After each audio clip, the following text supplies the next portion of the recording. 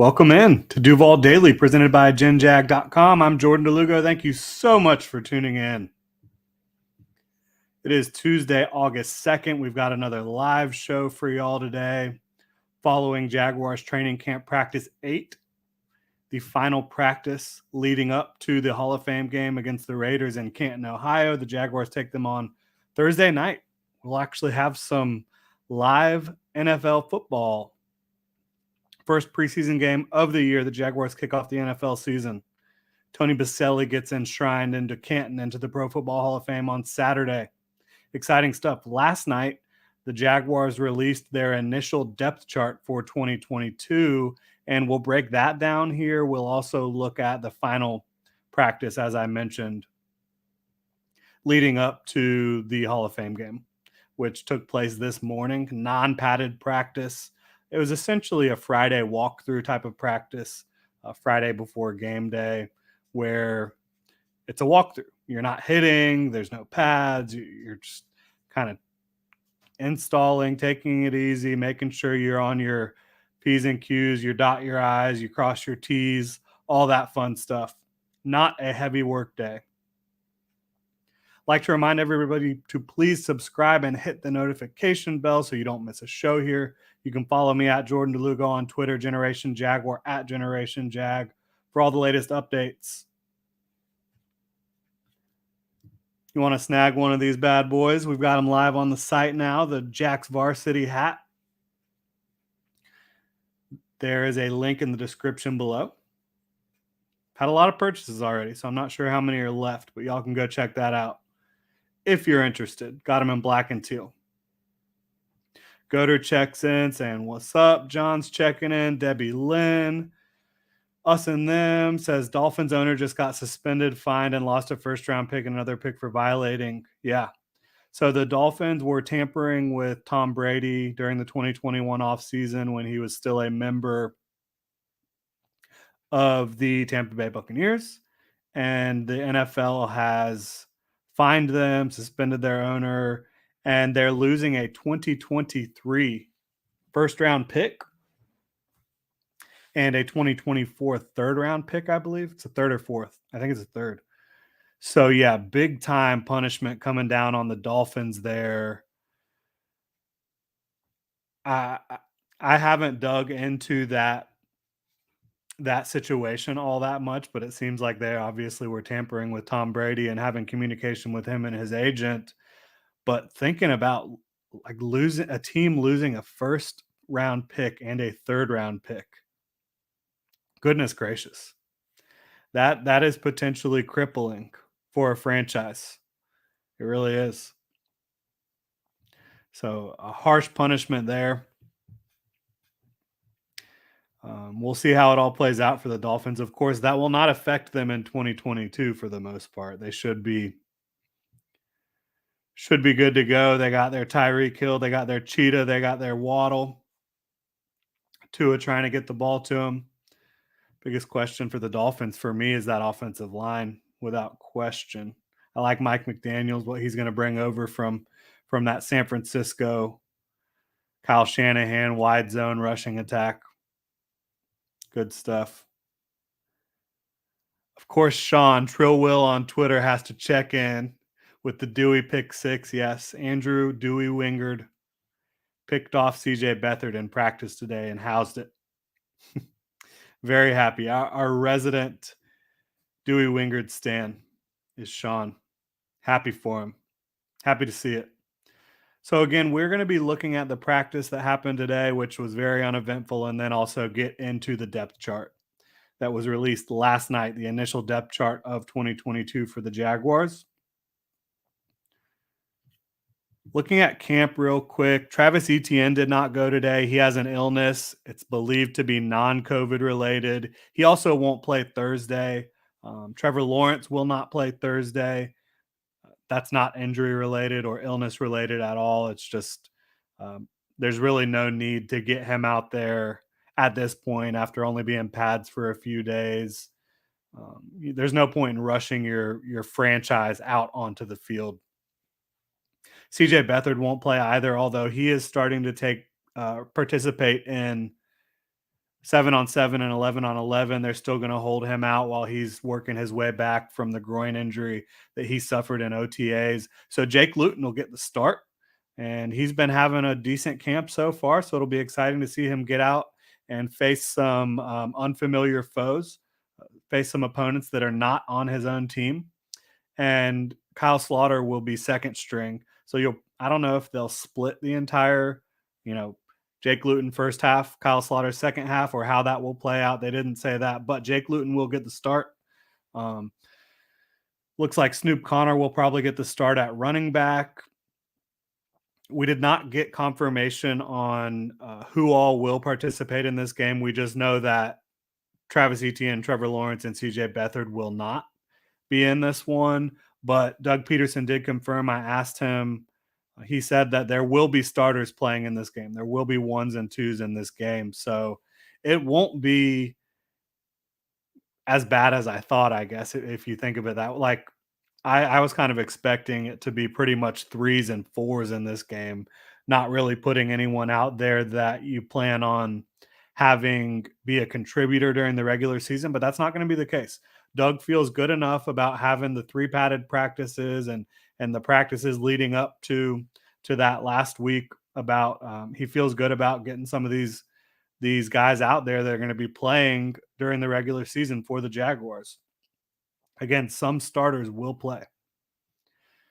Was a very light day of work today. No pads at all. Trevor completed 5 of 7 passes. Again, 7 passes in a Jaguars practice for Trevor Lawrence is extremely low. They were running the ball a lot. Snoop Connor and Raquel Armstead were getting a heavy dose of carries. You also saw Mekhi Sargent and Nathan Cottrell mixed in there. Again, Dewey did pick off CJ Beathard, and he housed it, returned it for a pick 6. Big play for Dewey. And for me, the most interesting thing from camp today was off to the side, Zay Jones. I think he was throwing the ball around with Evan Ingram a little bit. Zay decided to test my hands, and fortunately, I was able to haul in a pass that he unexpectedly threw my way.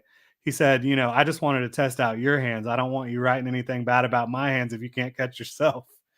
And we had a little banter, fun stuff there from Zay Jones, who has a great personality. He's always talking, always having a good time. He's definitely added some character to the wide receiver room and to the offense as a whole. So glad that went well. Glad I didn't drop that one, for sure. But that's pretty much it from training camp today. No big injury news. I guess Laviska Shenault did sit out the team portion of training camp practice yesterday, but he was back full today.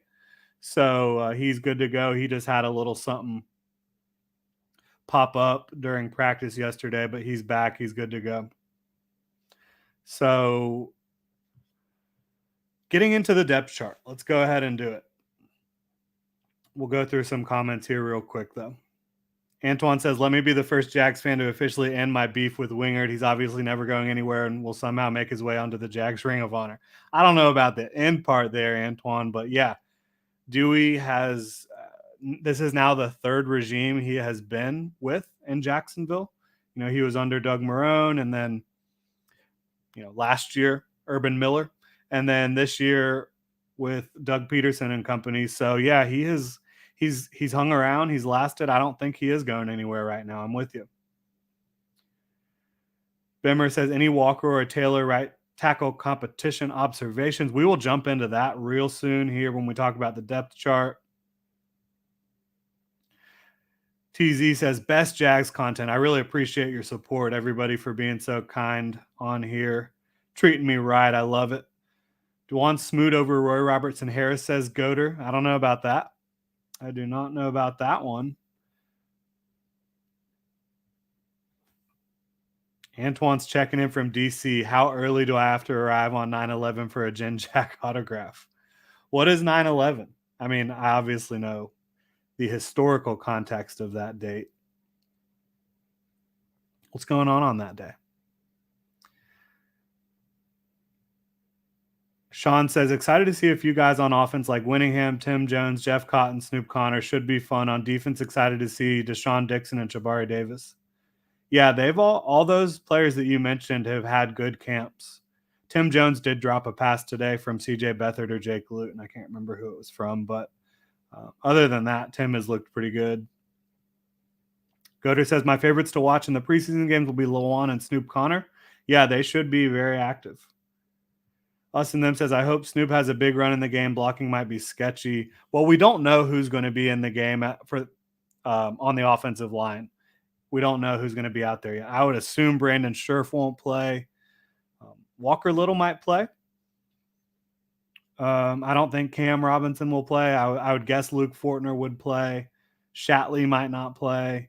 So, yeah, it'll be interesting. But the Jaguars have more depth on their offensive line than they have had in a while. So Snoop might have some holes to run through, and the Raiders aren't going to be playing a ton of their starters either, I would imagine.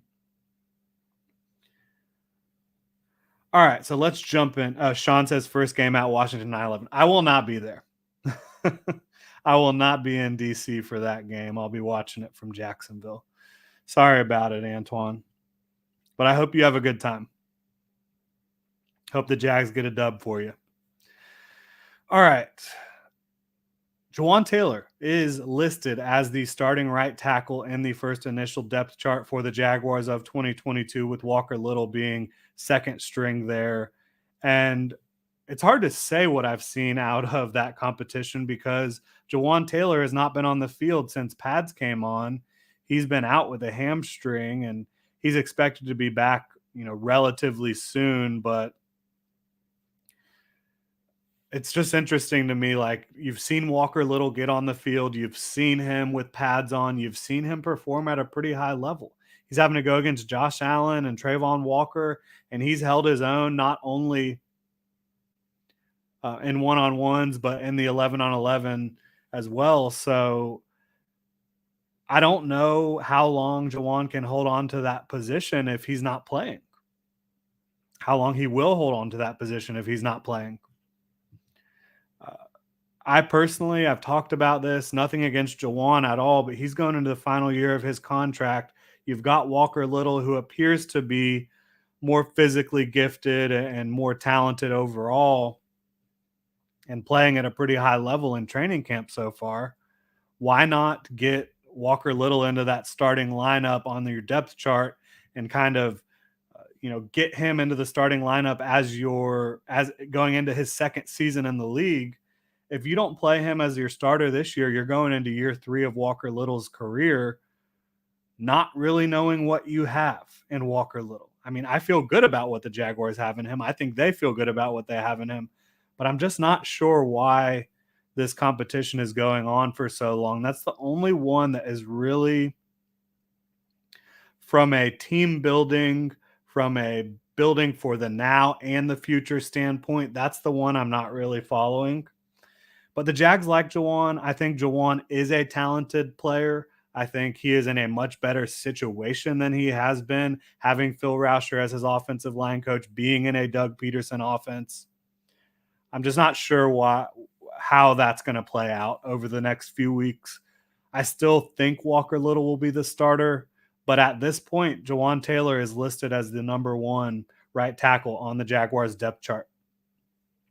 Flipping sides of the ball, Devon Hamilton, he is a third-year player out of Ohio State. Jaguars drafted him 3rd round in the 2020 NFL draft, a player I had a 2nd-round grade on coming out. He started coming on during his rookie year. Then he had the knee injury. Last year was a little bit of a down year for a lot of people on the defensive line, but the Jaguars have been impressed with him. He's had a really good camp. He's listed as the starting nose tackle over Malcolm Brown, who, of course, has a ton of experience playing in a 3-4 defense and has been a base defense starter for a long time in the NFL, from New England to New Orleans to Jacksonville. So Devon Hamilton, it looks like, has overtaken Malcolm Brown. And that's what you want to see, Devon Hamilton going into his 3rd year. You want to see a big jump from Devon. And then now Malcolm Brown, who was looked at as your front line, your best run defender on the interior, now slides into more of a rotational role, and that just shows you the type of depth the Jaguars have been able to accumulate over the last couple seasons. Jump into a couple questions here from y'all. Number one Jags fan says, did they rule Christian Kirk out for the Hall of Fame game? No, they have not ruled him out. I'm not sure yet who all will be ruled out, who will not be ruled out, but Doug Peterson did confirm to me that there will be starters playing in that game.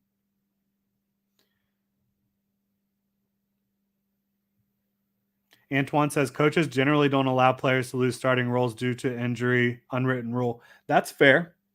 But again, Walker Little's looked good, and they had been trading out snaps prior to Jawan Taylor's injury. Walker Little was getting looks while Taylor was healthy, but who knows how long Taylor will be out with the hamstring. Those can linger longer than you expect.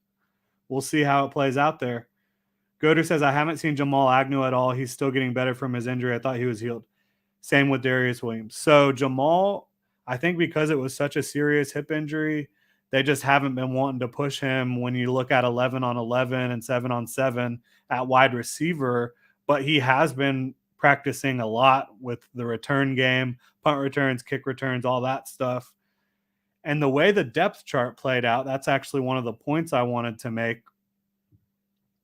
He is third string on the depth chart. Looking like at slot, the third string slot with Christian Kirk and Laviska Shenault being in front of him.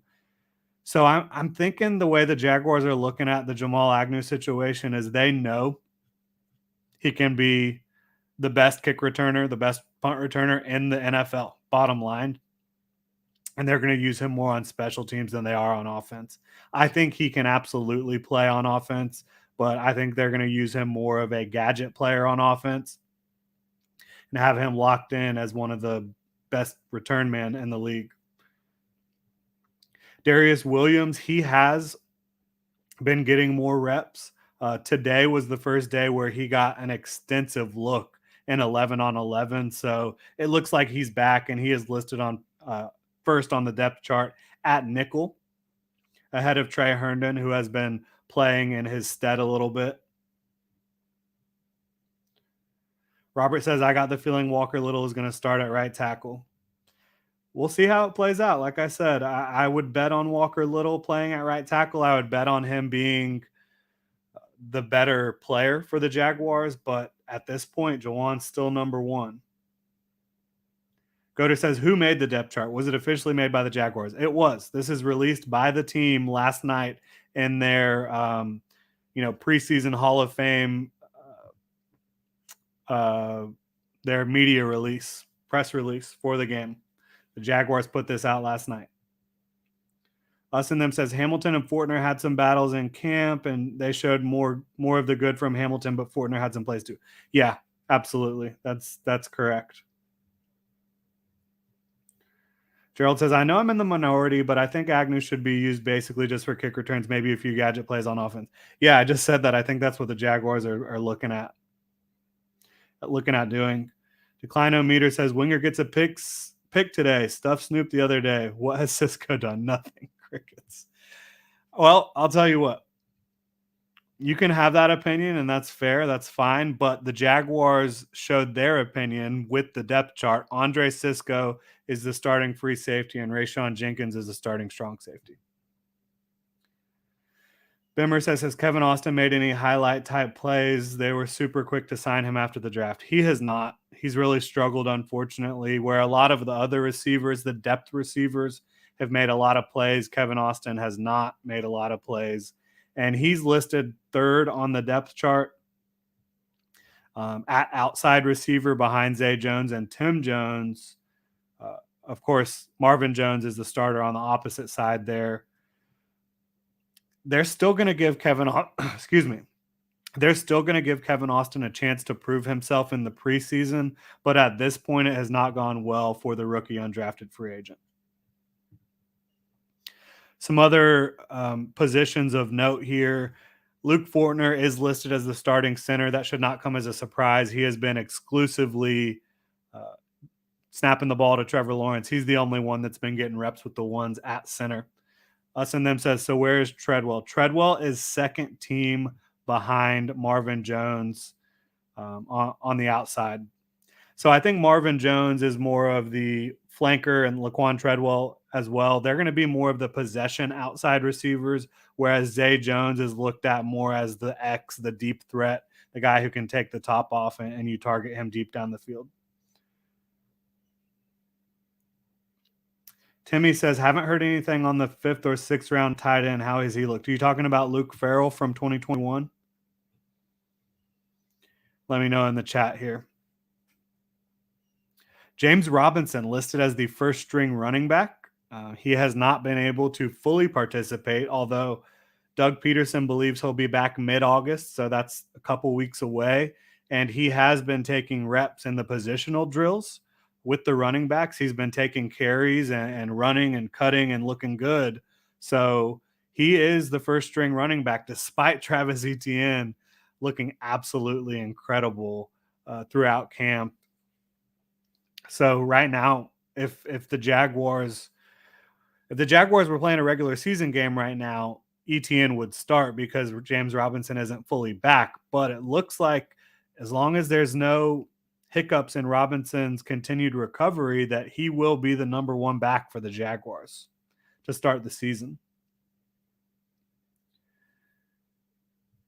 Antoine says, any predictions on Devin Lloyd?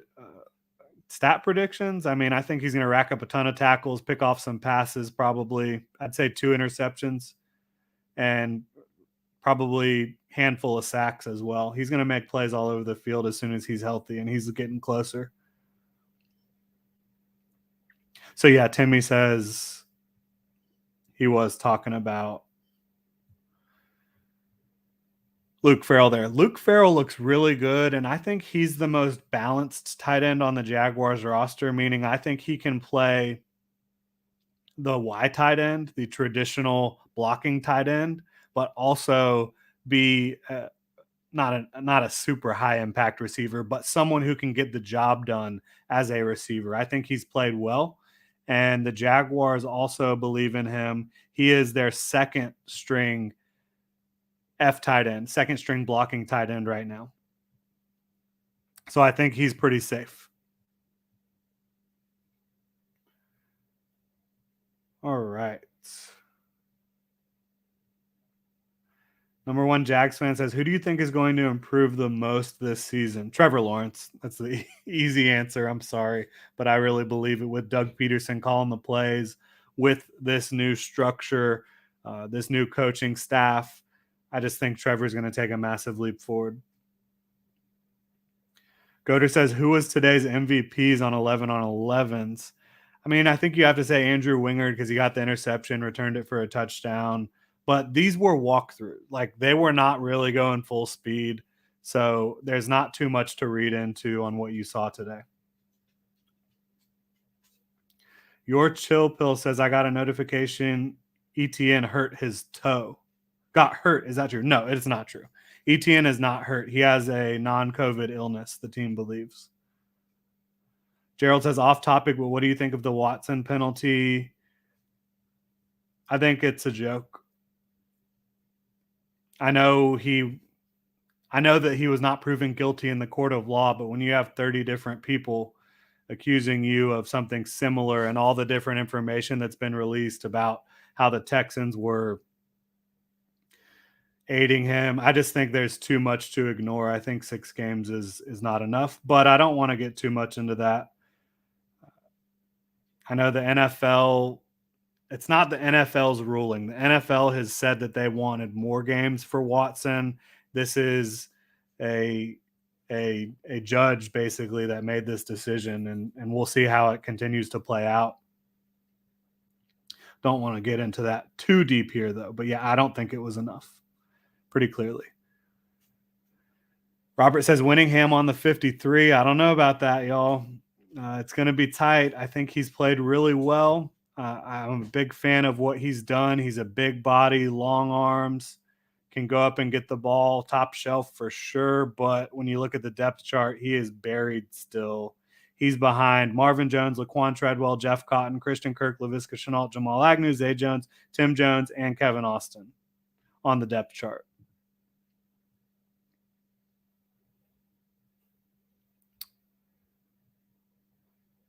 Antoine said Lloyd's return to the team is what he was asking a prediction for. I would guess next week. Like, he's been doing a lot of drills and he was participating in the defensive only walkthrough today. So I would guess next week, but I don't want to speculate too high on that or too much on that. Dustin says, can we trade a second round pick for Justin Tucker? Ravens ain't trading that man for a second round pick. No way. Us and Them says, I heard Trevor talk about Fortner, said he's doing great and the importance of having Shatley to his left and Scherf to his right. Yeah, I agree with that. Trevor did say that. And then you had Doug come out today, Doug Peterson come out and say that he thinks Fortner's unbelievable and he's going to be a really good player. So good news on Fortner for sure. Timmy says Robinson should be the number one back. He's a 1,000-yard rusher. I just want a 1-2 punch for the running backs. J-Rob gaining yardage and ETN house calling touchdowns. I agree. James Robinson has done everything in his career to prove that he's a starting running back in the NFL. I'm a big fan of James Robinson. Clayton says, what split do you think ETN and Robinson carries will be? I would guess it'll be close to 50-50. Maybe you see touch-wise it's closer to 50-50 with ETN getting more catches. But Robinson will be the early down back, it looks like. Excuse me. And he might be the late down back where you have ETN potentially lining up in the slot or out wide on third down. Number one Jags fan says, where did Lawan go to college? That's a great question. He went to Central Arkansas. He's out of Humble, Texas. He's 6'3", 198, 23 years old, 198 pounds. Robert says, you think Ben Barch could start at left guard? I heard he got bigger. I thought he was going to be in competition to start at left guard, but it looks like Tyler Shatley has that job locked up right now. You've got Timmy saying, I want Winningham to beat out Treadwell. I hate that bust being on our team. Damn you, Urban. All right. That's a little aggressive there, Timmy. Laquan has had a really good camp, and I think he's done everything the right way since arriving in Jacksonville. I'm a fan of his game. He's a good special teams player. He's a good blocker, and I think he deserves to be on the roster. Antoine says, early predictions. Kirk will have a 25-plus yard run. Bisco will have 15 to 20 carries. Cam will be talked about as a top 15 OT and top 5 run blocking OT. Okay, that is a lot. Interesting. I don't think any of those things would be shocking. I kind of agree with you. Now, top 5 run blocking offensive tackle for Cam, that would surprise me a little bit. Not because I don't think he can be a good run blocker, just top 5 that's really saying something. I think top 15 makes a lot more sense. Us and Them says, from what I've watched, Treadwell and ETN look the smoothest with Trevor, but that's just my opinion from what footage I've seen. Yeah, they do. They have a good connection. Trevor established a connection with Laquan Treadwell last year during the summer and during the regular season, and that's continued into this year. And we obviously all know the connection between Lawrence and Etienne dating back to Clemson.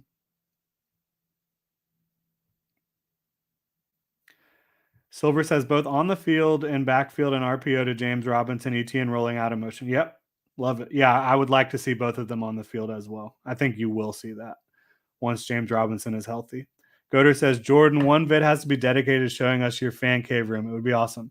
Sadly, I don't really have a fan cave room. What you're looking at right now is what I got behind me. We're still working on that. We moved into our house in March, so we're going to have some renovations going on and some different things. So this is the extent of it at this point. Appreciate the interest, though. Moving back into the depth chart talk, Ryan Santoso is listed as the team's top kicker with Elliott Fry on the second string. That shouldn't really come as a surprise. Santoso has been around since the spring, and he's been the most accurate kicker so far. I wouldn't say that I have great confidence in Santoso at this point. Like, I'm not looking at him like a Josh Lambo or Josh Scobie or anything close to that. But if he can just come in and make make a reasonable amount of his kicks and get the ball deep into the end zone on kickoffs, I think Jaguars fans will be okay. Timmy says, will Fatukasi be back in time for week 1? Yeah, I don't think he's dealing with anything serious. And I've seen him going through some drills, so I don't think he'll be out too long. He is listed as the Jaguars starting defensive end along with Roy Robertson Harris, with Devon Hamilton in the middle. So, Gregory Jr., team's 6th-round pick out of Wichita Baptist this year, the cornerback. He is on the 4th team, a 4th string, so it's not looking great for him. He struggled throughout camp, and he's someone I kind of thought would come in and prove himself after the spring. I think he had a diving interception, and he showed a lot of athleticism and fight at the Senior Bowl practices. He's a player I expected a lot more from than what we've seen so far. He's going to get his opportunities in the preseason, and he's going to need to take advantage of them because to this point, he's being outperformed by undrafted free agent Benji Franklin, who is ahead of him on the depth chart. Franklin has made a lot of plays, a lot of pass breakups, doing a lot of positive things. And then Buster Brown, who was the 7th-round pick out of Arkansas at cornerback, he's also been making plenty of plays, and he's listed on the 2nd team. So it looks like he's on his way to locking up a roster spot for himself. Number 1, Jags fan says, what are we going to do with Caleb Von Chason? He's currently listed as 2nd string outside linebacker behind Trayvon Walker. So I think you're going to keep him. You're going to try to develop him, try to squeeze what you can out of him. And that I just don't think trading him for a 6th or 7th round pick does anything for you. And you don't have a lot of depth at outside linebacker right now. Goder says, who has the worst injury on the team? There aren't any serious injuries. And it's impossible for me to speculate because the coaches won't really speculate on like Jawan Taylor. Jawan might be the furthest from coming back. Maybe James Robinson is the furthest from being fully back. I'm not sure. And I hate to just speculate because that's all it is. I don't have any concrete information on that. Rico says, what starters do you think will play Thursday? I think the young guys.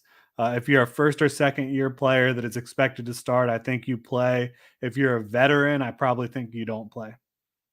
Silver says, use Chason on stunts. Yeah, I think that's what Chason did best at LSU. That's where a lot of his pass rushing production came from.